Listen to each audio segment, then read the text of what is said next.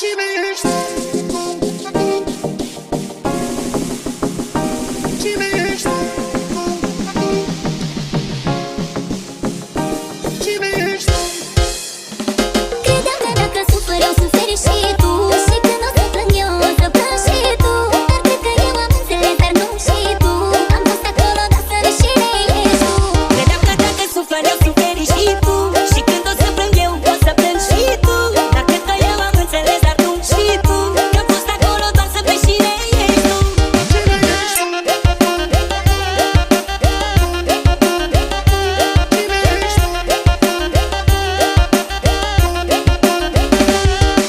ești? Prea multe vise, prea multe ana.